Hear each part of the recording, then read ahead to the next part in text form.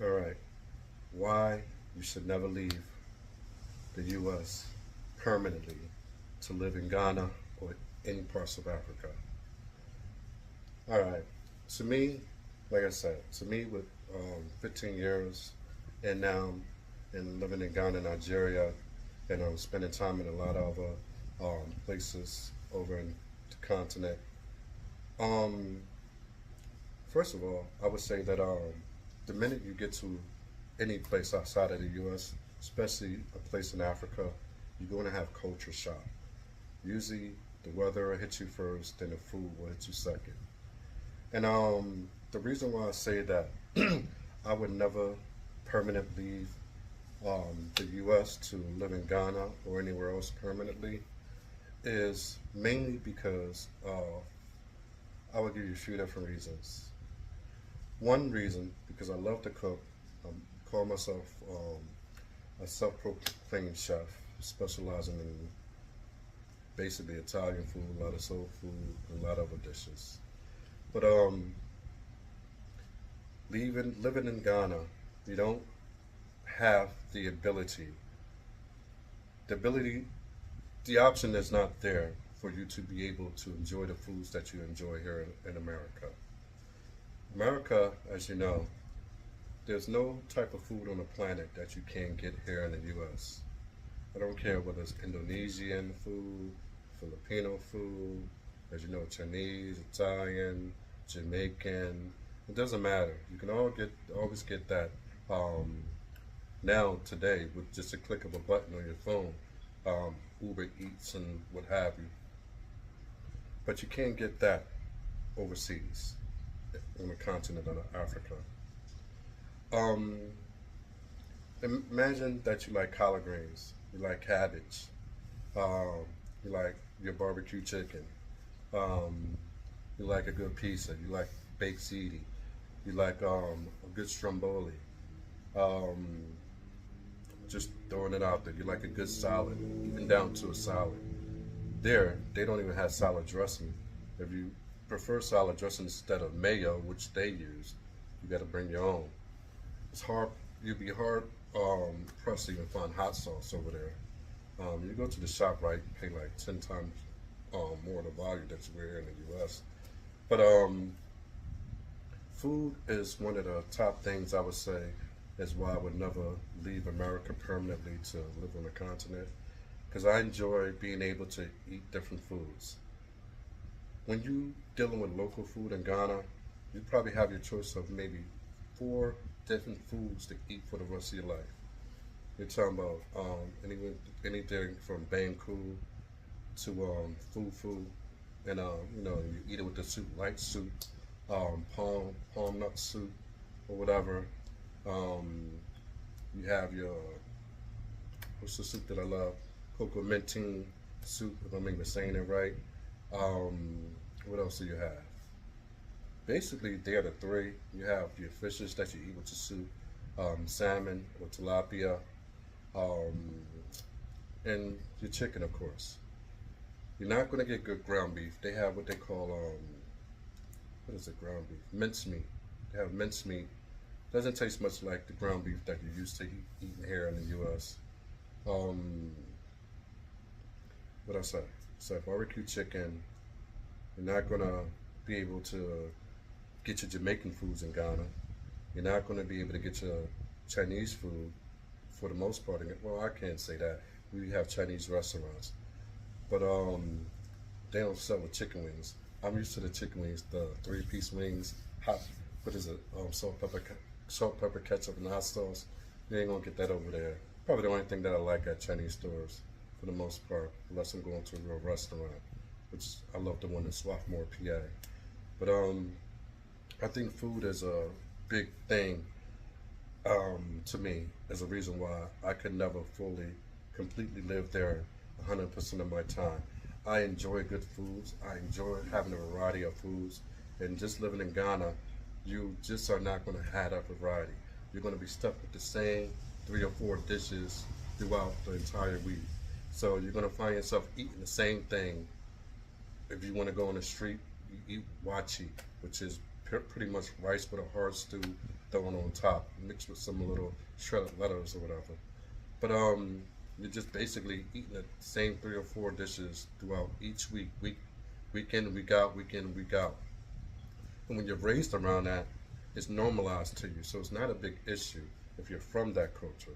But being from a different culture here in the U.S., being so used to being able to eat whatever it is that you desire at the drop of a dime, you just don't have that there, and you're not going to get it. Even if you go to the ShopRites of the world over there in West Africa, a lot of the foods that they have, you're just not going to get. And the ones that you do, not only are they going to be so much priced so much higher, they're not going to be of the same taste. That could be a good thing, that could be a bad thing, but that's just the way it is. That's the way that I see it. Another thing that I would say, internet. I have internet at my home, supposedly 4G, load up to 32 devices or whatever. In US, 5G. Even the 4G there, it lags so much that you would swear you're dealing with a 2G network. So 4G in Ghana is not the same 4G that you once had here in the US. So internet speed is a real important thing, especially when you're doing business. Um, it's actually far more productive to do business on your phone than it is on a laptop in Ghana for, that what you can do on your phone. But internet speed is a huge problem, huge issue, especially if you love streaming with your Netflix, your Amazon Prime, your Paramount, your Hulu, whatever it is. Streaming can be very difficult, and also it's not like the U.S. whereas you pay for your service for the month of streaming and you stream as much as you like. It doesn't work that way. You pay for your service. The app has nothing to do with the internet itself. So with the internet, you're putting money on a SIM card to pay for data. So whether it's 1 GB, 2 GB, or whatever it is, depending on how much you stream, which is likely going to be anywhere from 50 to 100 gigabytes. So you're probably paying just to stream and get decent service, half decent service.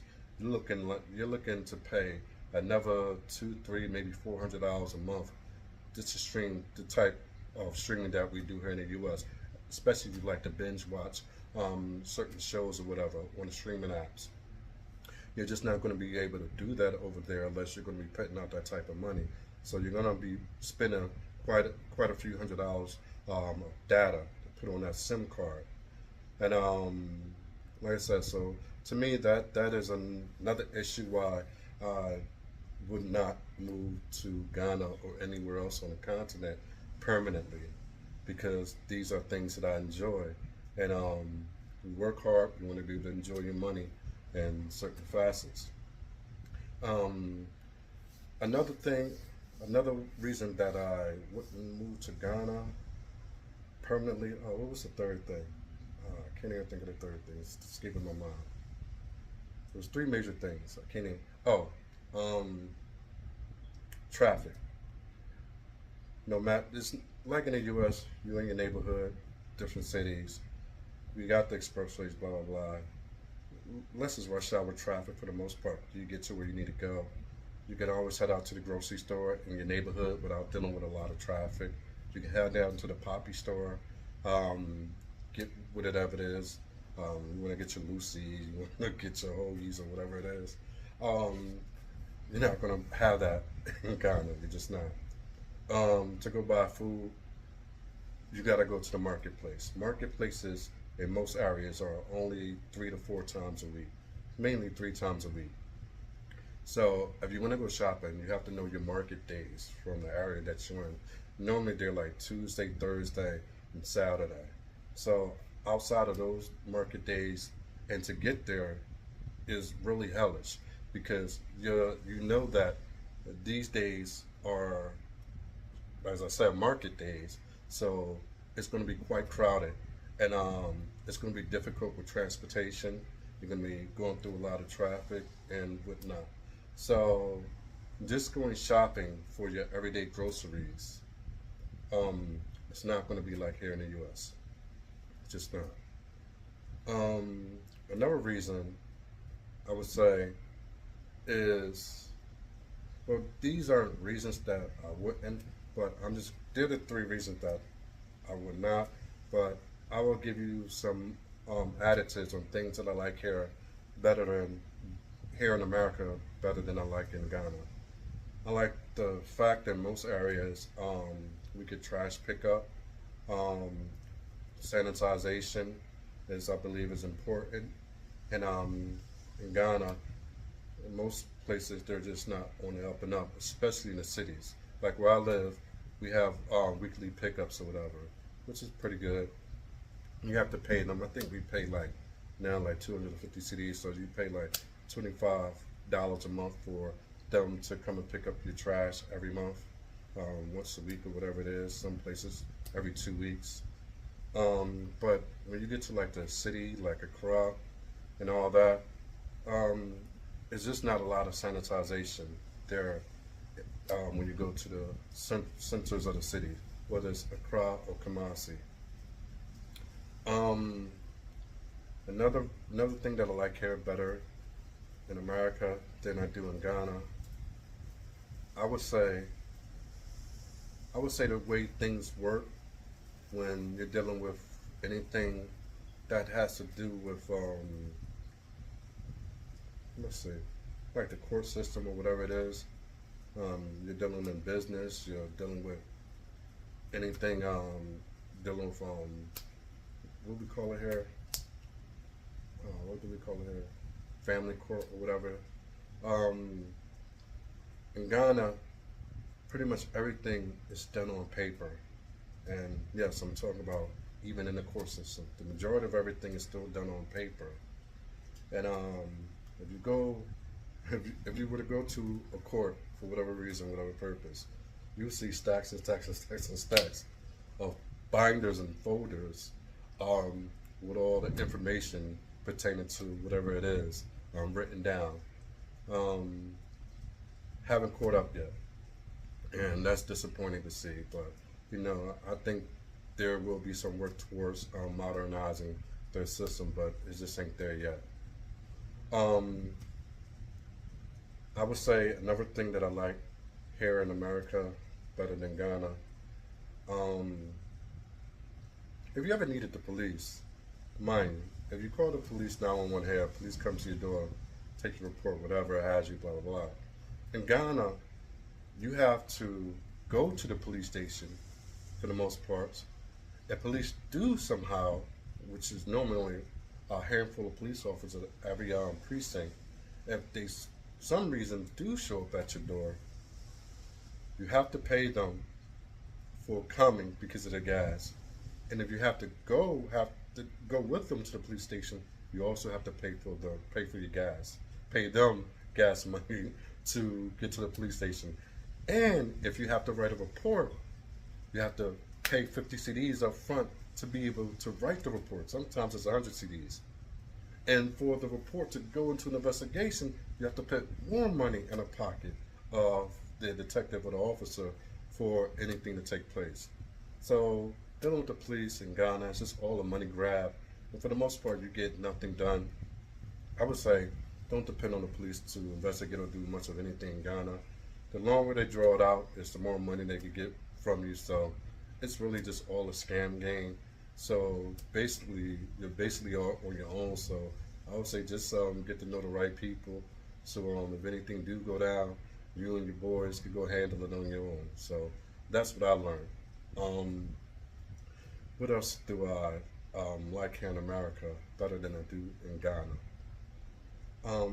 Don't worry, tomorrow I'll get to the opposite. Things that I like in Ghana better than America. And what else? What else? What else? Electric, electricity. All right. Okay, electricity. I have generators, but I also live in an area where the lights hardly go out. The if you want to call it a secret, but the secret to that is living in a upscale area, because most upscale areas are going to have people who are politicians or have big money, and those type of areas don't tend to have electrical problems. You don't have what they call lights out. So if you live in certain areas where, as they say, big people live in, you're not likely to experience lights out. I would say where I live, I would have lights out maybe twice a month, and it probably lasts for about 10 minutes at most. So it's not really a light out situation.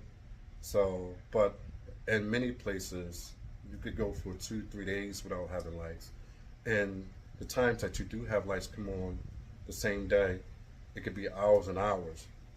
And I would say if your lights go out. Oh, I have this one video that you guys will love. We were driving what was we driving through? Oh man, where was it? Um, it was next to Somia, coming out of Somia, but I forget the area. It's on the tip of my tongue. As it's New Year's, everybody's partying. No, it wasn't New Year's. It was it was back in May. Forget the celebration. Anyway, we're swinging through. Everybody's partying.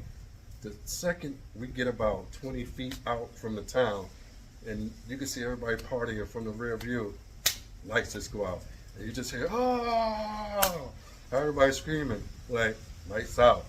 So when lights go out in the evening when it's dark, you could count yourself out. So it's just not likely to come on to the next morning, probably the next afternoon. So that's one of the things that I like here in America: stable energy, stable electricity. As for water, with water, you have to pay. There's two ways of water. You can have your little ditch, have your drum barrels barreled in, or you can have it up top. We have ours up top on the roof of the house. So when you do that, it will trickle down. When you have it down low, you have to pump it up. So you have to pump water up into the system in order for it to flow throughout the pipes. Also with that, you have to fill these drums of water. So depending on how much water you use, you have to pay the water tanker to come out. They pull up to your home, have a big ass hose, drag the hose into, whether you have it on the ground or on top, drag it. They have to go up top on a ladder. You're going to pay more money. So I don't know what they're going to charge you, but you're going to pay more money. They charge you for every little thing. So they have filled that, and then once that run out, you have to call them back and hope that it's not a holiday, because if it's a holiday or a holiday week or whatever, you're just not going to have water. So, and also I would say what we do in the backyard, we keep drums of water. So those drums of water are there in case that certain situation happens to come about. So with that, water runs out, you just get your buckets, and you take your bucket to your room or kitchen and do whatever you got to do, and that's how you're going to have maintain with water for the time being. And another way is opening up your drums, whether it's on top, whether the drums that I talked about, or whether your barrels, your drums that are buried in the ground on top, take it off when it rains and let the rain fill it up, which is what most people do because it saves them money. Me, I don't have time for that, so I'm not climbing a ladder, doing all that. So it's just about having the drums in the backyard and making sure you have sufficient water. And what I would say, my advice is never wait till it runs out. Have a mindset of how much water you use, and when you think that it may be getting low, I would say just fill it. Say like it's only 3/4 of the way gone, doesn't matter. You're still going to pay that same price. If it's halfway gone, you're going to pay the same price regardless. So just keep that in mind also.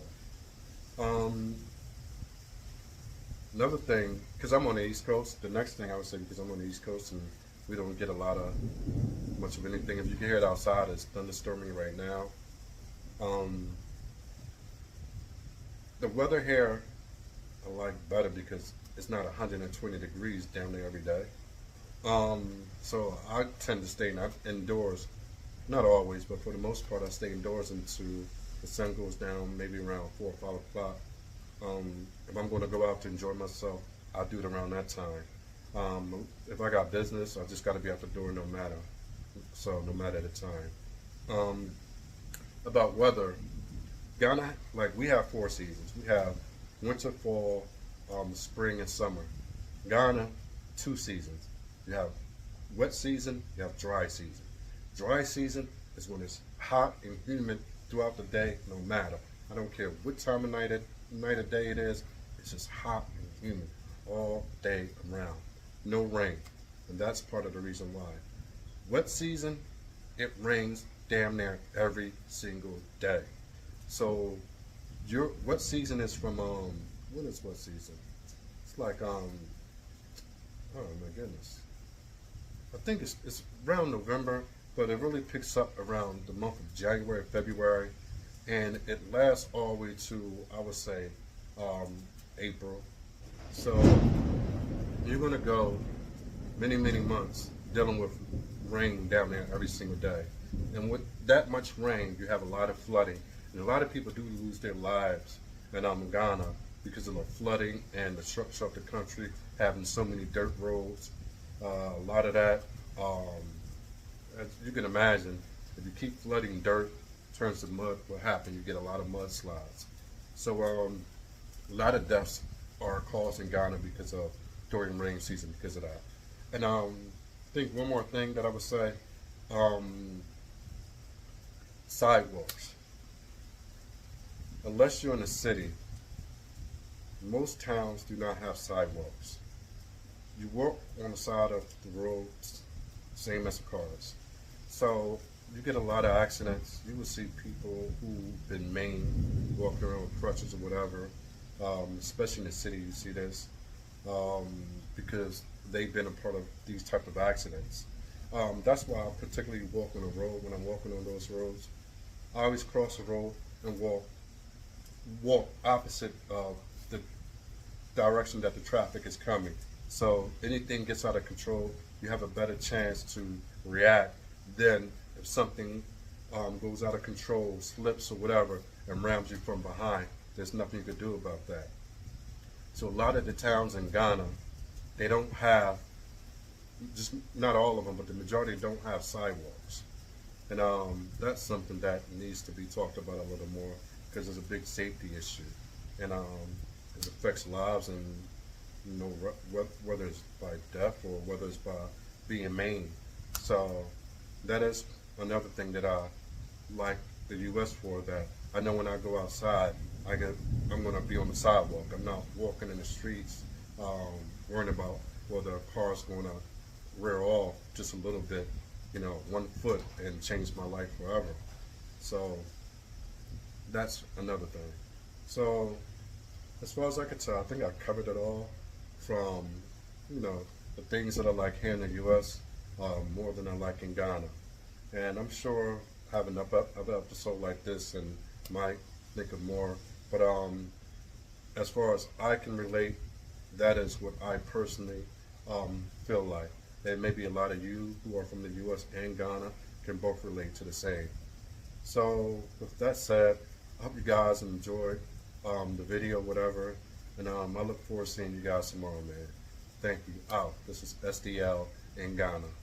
All right.